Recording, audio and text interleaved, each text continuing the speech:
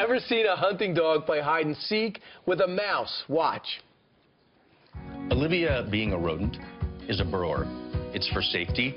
They like to go under, burrow in the grass or the leaves or under a blanket. Look at she. The funny thing is that Cooper wants to play with her and be with her, so she's always burrowing under. He's always digging her out. And it's just one of the many stories you can expect to see starting this Friday on Nat Geo. And joining us right now, Cooper the dog, Olivia the mouse, and their owner, Chris, and the hosts of, together they are the hosts of Nat Geo's Unlikely Animal Friends, David Majewski. Miszewski. That too. But so close. It's not the easiest name to say, I know. All right, so is any of this true? It's totally true. I mean, you can see these guys. These guys have grown up together. This is Olivia. This is Cooper. Chris has raised them together, and they're actually best buddies. Yeah, Coop's a little excitable was right it now. friendship at first sight, or did they have a little issue at first? It was. I had the rat because I teach children at school about wildlife and stuff, and you have to show up with some pet. But Cooper's a rescue I've had for just over a year, and I thought he might bite the rat because he's a hunting dog. Of course. Right. He just took to this rat, and she adores him. Oh, you and, just gave her a kiss. I think the nanny part of it came out. He's such a caretaker. Yeah. I think he's Cooper's a little excited right now because there are cameras and there are lights and things that you normally don't have at your house up in the Catskills. But, you know, this is the perfect example of what Unlikely Animal Friends is all about. There's so many examples of these really bizarre animal friendships that you would not expect. You mean like the dog and the two-legged dog and the chicken? Absolutely. The two-legged dog and the chicken, a goat and a donkey. There are some, birds and cats, animals that normally would be predators and prey. How do you explain it, though? Well, you know, what it is that it's almost always in captivity. And so these animals are being, they're fed, they're taken care of, so their predatory drive is not there.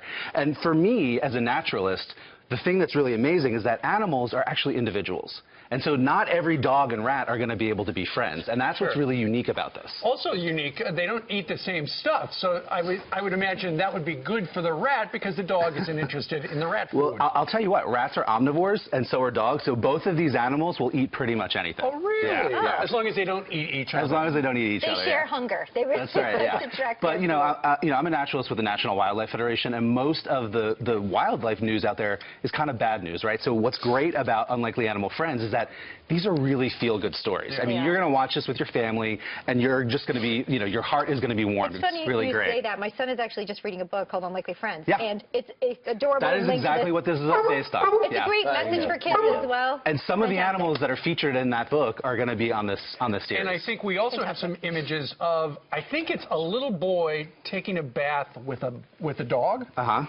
Tell us about that. I think that's how my parents got me in the bathtub, actually. It worked for me. Okay, there you go. I mean, there are some examples of humans and animals that have had just like a really, really tight bond.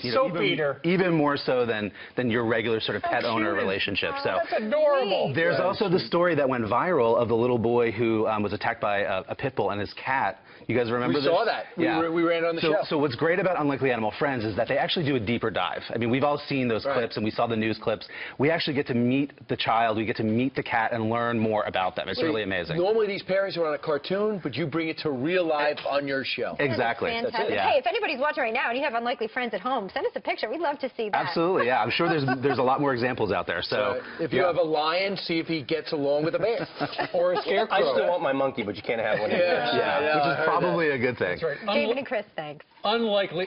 Don't forget about Cooper and Olivia. Cooper and Unlikely Animal Friends premieres Friday, February 27th at 10 o'clock on Nat Geo Wild. Guys, thank you very much. You're welcome. Good job. Pleasure.